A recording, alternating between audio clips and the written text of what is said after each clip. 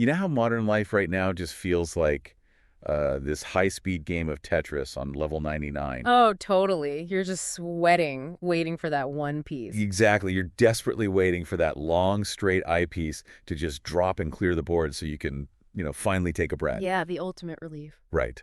So today we are doing a deep dive into a stack of manga reviews and studio announcements to figure out why the official anime adaptation of Mii-chan and Miss Yamada is, well, exactly that eyepiece that the internet is begging for. And they really are begging for it. It's wild. It is. We're unpacking why this super low-stakes story about a burnt-out office worker and a completely chaotic neighborhood kid is generating this massive hype. Well, I mean, the hype makes perfect sense when you look at the core dynamic between those two leads. Take Miss Yamada, for example. Right. She is basically the ultimate avatar of millennial burnout. Exactly. Her social battery just hovers permanently around 5%. Her whole life is this monochromatic loop of, spreadsheets, fluorescent office lights, and eating convenience store dinners. And, putting on real pants is genuinely her peak. Her peak accomplishment for the day, Yeah. exactly. Which I think a lot of us can relate to. But wait, dropping a kid into that depressing loop doesn't automatically sound like a recipe for a relaxing show. No, usually it's the opposite. Right. Usually dealing with a hyperactive toddler destroying your apartment is just exhausting. Yeah. So how does watching a child that manga readers have literally dubbed a localized weather event actually cure burnout? Well, it's because the narrative doesn't use the child, Mii-chan, to magically fix Yamada's life. The real draw is the friction between them. Oh, okay.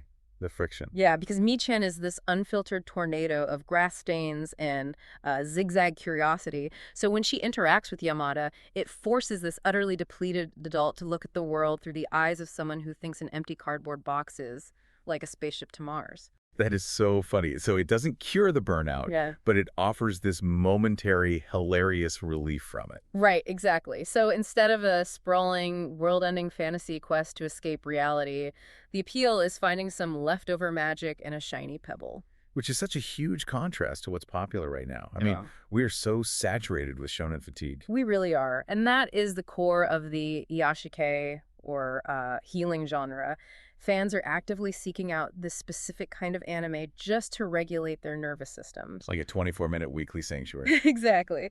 But translating that specific friction between burnout and wonder to the screen is actually a massive technical challenge for the animators. Oh, I bet. I mean, looking at the early studio buzz, the fan base has very strict aesthetic demands for this adaptation. They are expecting these incredibly soft, watercolor-inspired backgrounds. But those watercolor backgrounds aren't just an artistic choice, they actually serve a physiological purpose. Wait, really? Yeah, they physically lower cognitive load. So unlike a hyper-detailed, high-octane battle scene, Where your eyes are just darting everywhere. right, tracking constant motion and sharp lines, watercolor gently blurs the edges instead. That visual softness triggers a parasympathetic response. Wow. Yeah, it literally slows your heart rate. That is incredible. Yeah. But then they have to contrast those calming backgrounds with Mii-chan's elastic, bouncing facial expressions, right? Yeah. And the audio has to carry that same delicate balance, too. The voice acting is going to be an absolute tightrope walk for the studio. Because if they pitch Mii-chan too high, she sounds like a screeching tea kettle and totally ruins the relaxing vibe. Exactly. But if they pitch it too low, you lose that manic toddler magic entirely. So it's a huge risk. It is, but if the studio manages to strike that balance, the consensus is that we are looking at a shoo-in for anime of the season.